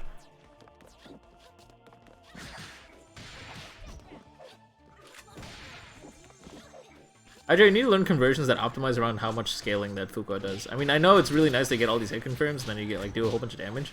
I think the next thing you need to focus on... Oh shit, I hope you're blocking. Yeah, okay, never mind, mine. Yeah, you're fine. Sometimes I've seen that level 3 hit behind Bella, and it scares the fuck out of me. But yeah, it's like, you're doing really, really well. And your Fuqua blend is amazing, but you need to start converting in ways that like give you the most out of every single hit confirm. Alright, so at the end of the stream, do people want to see me demonstrate what set play really is, or like the mindset you want when you're making set play? If not, we can save that for the end of the month stream, which would be a better medium for it.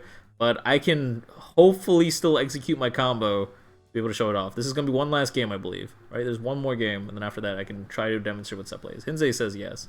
Alright. This is going to be a lot of fumbling, because I have not been playing this game at all. But if I can pull off my B&B a couple of times, then I should be able to demonstrate what set play is. Snatch JW says they're down. Let's see crunchy gameplay. Oh hell yeah! If you want to see crunchy gameplay, you're at the right place.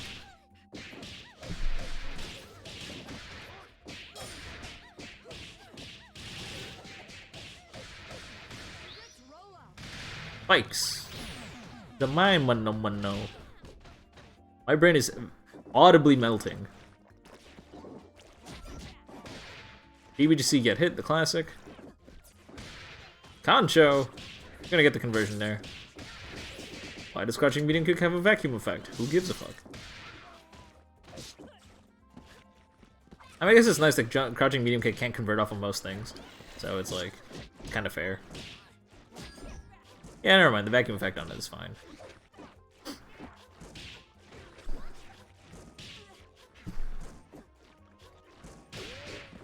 Good reflector. The bomber into monster to convert. What are we gonna do? We're scaled to death, so we gotta go for a reset soon. Doesn't matter, we just drop it. Holy shit, use of DP to go through the bullet, but it doesn't matter because H. Luger leans so far back that it doesn't, like, really get hit by the DP at all. You probably wanted to press a reversal super then, right in between. You would have been fine.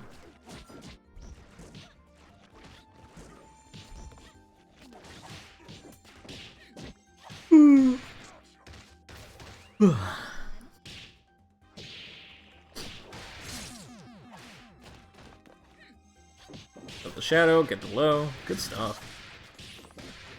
Waited just long enough for them to land so that low was actually a true mix-up. That's awesome.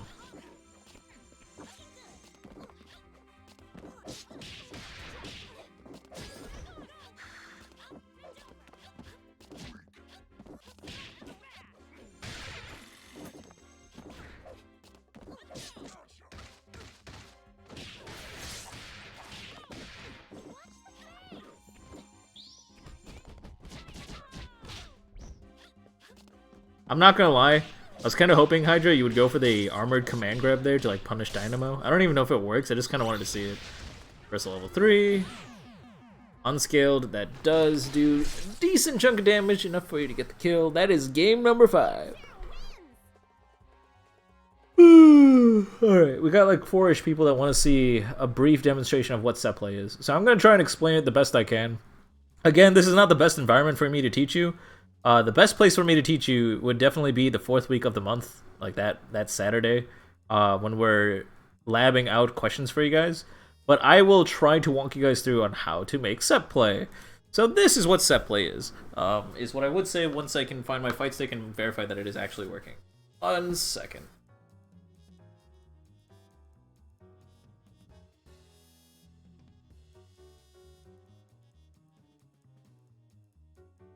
Ow! Okay.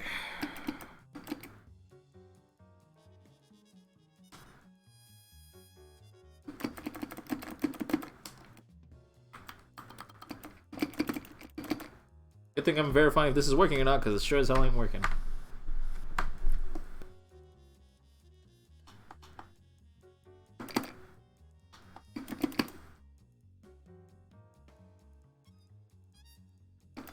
Very well. 1 sec.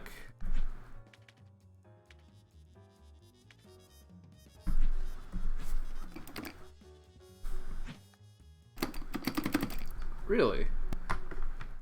Unfortunate.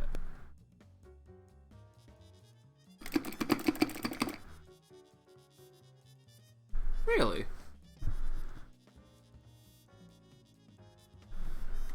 Come on, fight stick, why today? Be a good boy.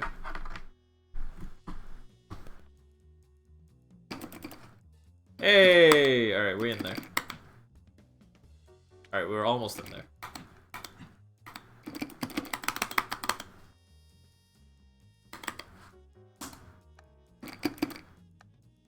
Alright.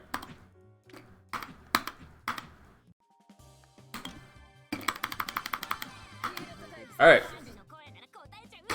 I'm gonna start with something simple, alright? So, here I am, 2v3. I have 1.3 scaling advantage. They are each 15,500 health. So I want to see what can I do to most efficiently kill in this situation. So let's try something.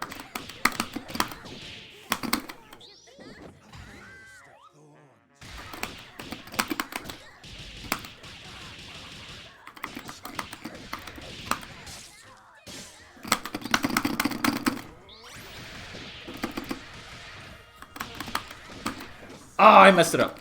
So normally that would kill. I'm gonna try one more time, just for you guys. But normally that would kill, and that's important. I'm trying to make a point here. So I'm gonna go ahead and do that.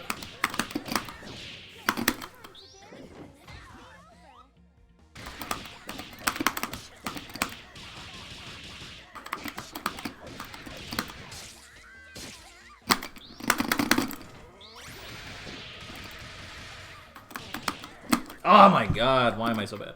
Wait, I don't need to do that. I can do this.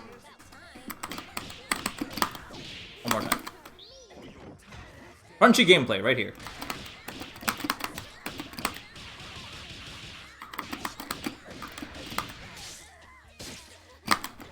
Alright, well, I still have OTG. It's fine. Probably. Alright, well, you guys get the point. So, normally I'd be able to kill there. So I'm like, okay, cool. So I can kill with 3 meter, and if I already have punch charge. I mean, I don't actually have to have punch charge. I actually found a way that's optimal that you don't need punch charge, but it's fine. Don't worry about it. If I am 2v3, I can kill a 2v3. I can kill a trio with 3 meter and my brass assist. So I need Big Band alive, and I need 3 meter. What happens if I don't have 3 meter? Well, that would suck, wouldn't it? So I wouldn't be able to kill. So what can I do instead? Let's see. So I'm gonna go ahead and go to training options. Need a level 2. Same game. Now I'm gonna quickly double check chat to make sure they're not blowing up about anything. Thanks doing lamp thing. Yeah. 4 bars? No, 3 bars. You do not need 4 bars. You just need 3. What else? Yeah, it's fine. Okay.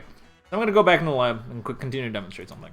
So now I know that with 3 meter, 2v3, I can kill it with brass assist. So what happens if I only have 2 meter? Then I won't be able to kill. So what can I do instead? Well, I guess I can do this.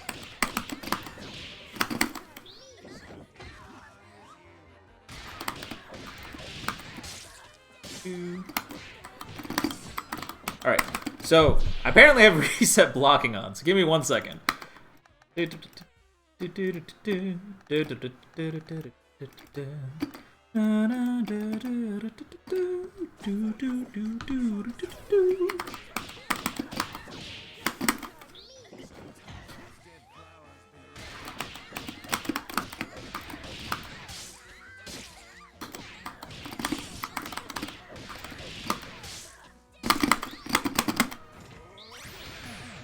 Oh, cool. So now with 2 meter, I can kill, or sorry, not with 2 meter, with 3 meter, no, with 2 meter, yeah, I just demonstrated. With 2 meter, I can build a meter with a combo, and then get the DHC I need to get the kill afterwards, right? So now I found a scenario where with just 2 meter, I can still get a kill, right, on my opponent.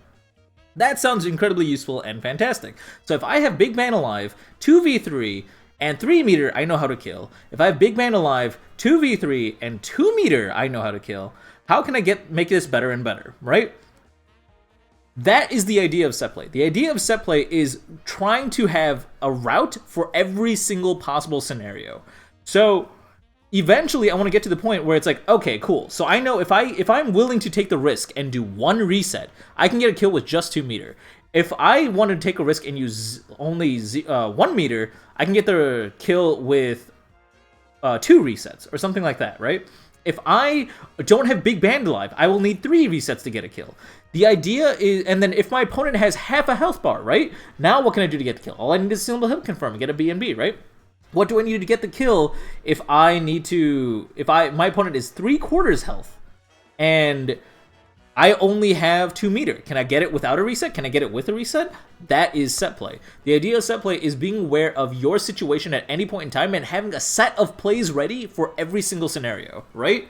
So, in this situation, where I have... Actually, can I demonstrate this easily? I don't actually know if I can even demonstrate this easily. Health... say my opponent is at 80%, right? 80%, right? My meter level is 1. Can I get the kill in this situation? I have no fucking clue. We're gonna find out.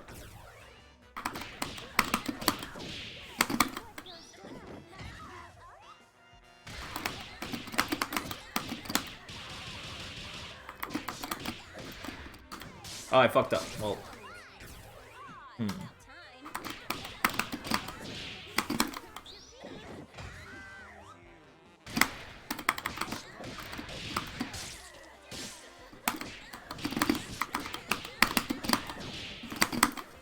Wait, oh, it refills to health. That's why. Never mind. Give me 1 second. That's what I was messing up.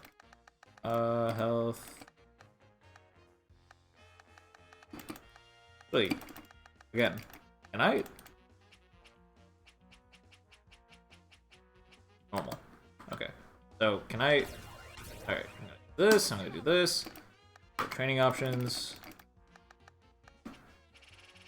80%. Resume. Then I'm gonna do this. Then I'm gonna go to training options.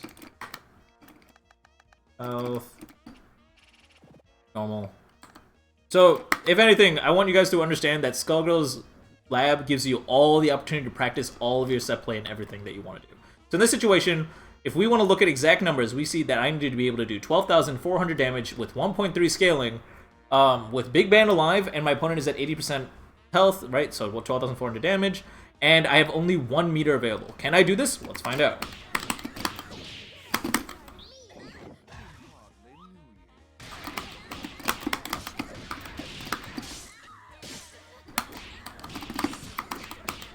Yes, I can. In fact, I can do it with probably 0 meter. Let's find out. Oops.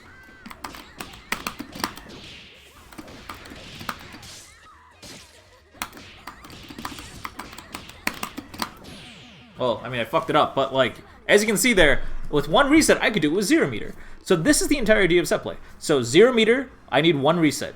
1 meter, I need 0 resets. With and in both cases, I have Brass Assist. If I don't have Brass Assist, how many resets do I need? So at this point, I'm going to stop because I don't want to, like, try 5,000 different possibilities in front of you. But this is how you reach that high level of play. Being able to optimize around that stuff. Now, in this situation, there are so many other things I can talk about. So, for example, the only reset I showed was this. Right? Like, that was the only reset I showed. What if I wanted to do other resets? What if I wanted to do... What if they burst there, right? What if they don't burst? What will I do after that? All of that ties into your set play, where it's like, okay, if they burst there, then I can get a heavy counter hit, and then I can get the kill there, right? But next time I try to do that, they probably won't burst because they saw my setup before. So this time, I want to use a part of my set play that gives me the burst bait, because I know my opponent's smashing. The second time, for the next character, or maybe the next round, I don't want to do the one with the burst bait. I want to do one with 2 resets and 1 meter instead, right? So there is a ton of decision making that goes into this, but having those routes ready is the first step. So knowing how to kill with 0 meter, knowing how to kill with 2 meter, knowing how to kill with 3 meter, knowing how to kill with your assist, knowing how to kill without your assist, having those routes ready is the fundamental part. Then the decision making comes in, and that's where set play comes in. This is why Skullgirls is hard as fuck. For those of you, there's a lot of people out there who don't want to play Skullgirls because they think it's too straightforward. They think it's all about 50-50s. It is not that simple. There is a lot to it that goes into making your set play optimized. People at the highest level don't do this yet. There are very few people who do this. Severance, one of the best players in the world, does it. Cloud King does it, although he is very bad at not dropping his combos. But Cloud King does it. Sonic Fox does it very rarely. He doesn't really need to. TJ doesn't really need to, but he does it very rarely. Like, the top level players, you can count on one hand how many people have a very robust and clean set play. Moctopus, who doesn't really go to tournaments anymore, has set play. Like, there are the level of peak Skullgirls play has not been reached yet, right? Now, on top of that, think of this from a defensive standpoint, right? I've only talked about it from when it's your turn, right? Now, from a defensive standpoint, if my opponent is jumping at me with jumping hard punch with Parasol, and I know I can punish it consistently with jumping light kick, how am I going to get the kill from jumping light kick, right? I don't only want to route from crouching light kick. I want to route from jumping light kick too. How many resets would I need if I got a hit confirm from jumping light kick after I punished a Parasol? Right? Like, there's so much fucking to it. And being able to remember all of it is impossible. It is not just hard, it is impossible. Peak level Skullgirls play will never be reached, which is why there's so much room for improvement for everybody. I was talking about this 2 years ago, probably when Skullgirls was at its peak, until recently. Until 2019, Skullgirls kind of waned a little bit, and wasn't at, like, peak play. There was a period of time where I was so sure people were going to optimize set play around being hit by L George to minimize recovery. When you are banned, let me demonstrate this. Let me remotely try to demonstrate this, right? So let's say I'm big banned here, right? When I do H-Brass and I hit my opponent right here, imagine there was an L George on the screen. Well, I could record this and demonstrate it with you, but I don't want to spend too much time on this. If I use H-Brass here, right, and L George is on the screen, it would save me recovery. I would recover faster. I would be able to convert off of that. If I converted off of that, what would my set play be? Think about how precisely specific that is. That is such a specific scenario. Being able to wrap your mind around all of that, that is set play. When I say people need to build a set play or start getting better at their set play, let's take a... Like that. What I mean by that is you need something that you can do with just crouching light kick. Like, just having a route off of jumping light kick, crouching light kick, is such an important part and such an important first step into improving and writing your own set play. But if you, until you have, like, one of these that, like, you can do to try and get a kill. Let's see if I can get a kill here.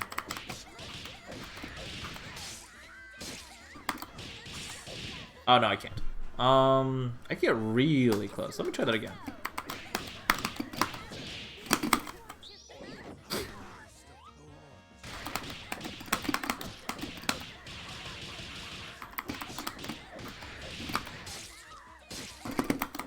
Oh my god, come on. What's the better route? There's a better route.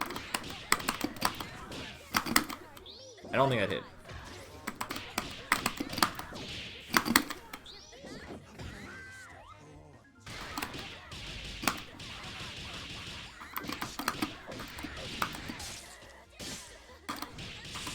Oh my god, I messed it up. I can definitely do this. Hold on a second.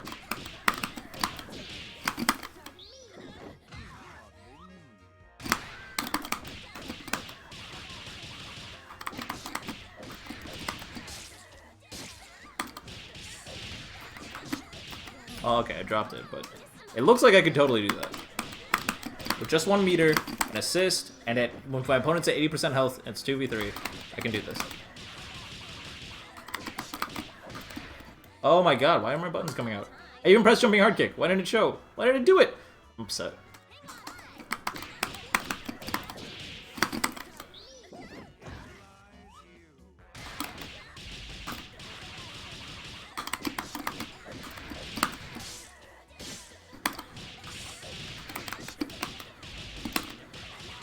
Okay, I guess I can't do it. Look how close I got. I was away from 650 damage. So if my opponent is at 11,500 health, I can do that.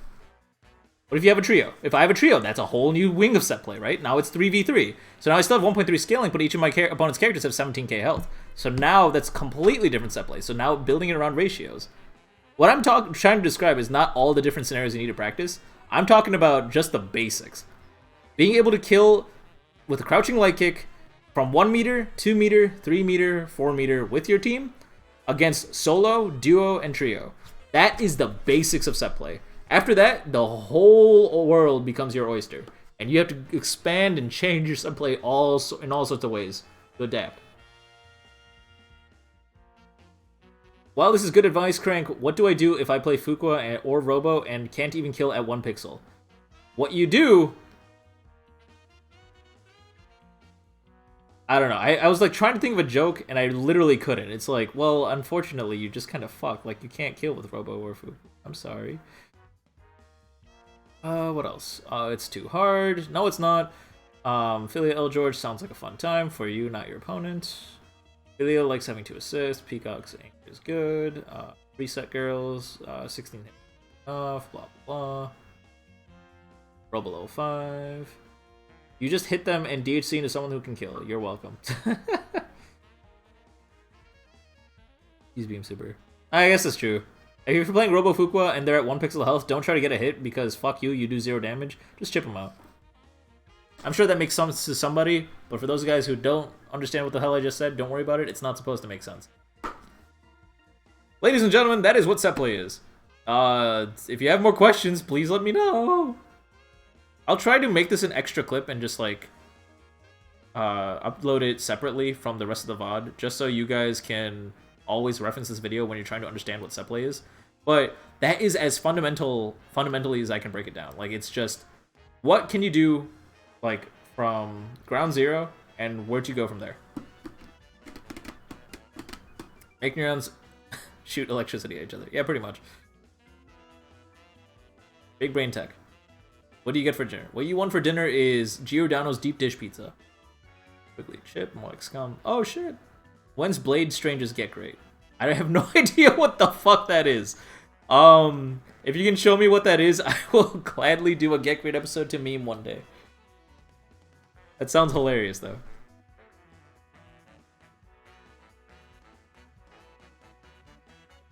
It's an I don't even know what any of those words are. That indie fighting game. There's a lot of indie fighting games. Indie game fighting. Indie game fighting game. Oh, I played that in Mystery Tournament! Oh!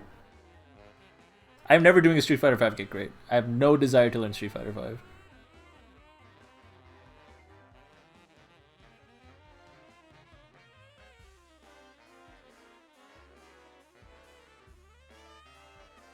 Yeah, I definitely played that game at Mystery Tournament. That's, I think, what knocked me into losers, which kind of sucks, but whatever. Never mind, I have a desire to learn Blade Strangers just so I don't lose that to my opponent in a Mystery Tournament again in that game. Alright, either way, guys, thank you for joining me. This was Skullgirls Get Great. We match you up against the even opponent, etc., etc. We go live every 3 p.m. Central, 4 p.m. Eastern, etc. If you like what you saw here, we'll be back every week. But if you're here to apply your or if you want to apply your skills or see some competitive play, do not fret. Every Wednesday at 8 p.m. Eastern, we have a Skullgirls tournament, and 4th week of the month as a prize pool tournament where high-level players show up for money. Anyone can join, anyone can sign up, so look forward to that. If you want some more information or want to ask me questions directly, you can find us on !DISCORD. We're full of big brain people with big brain tech, and we're willing to help you a lot. So, see you guys around. Have fun!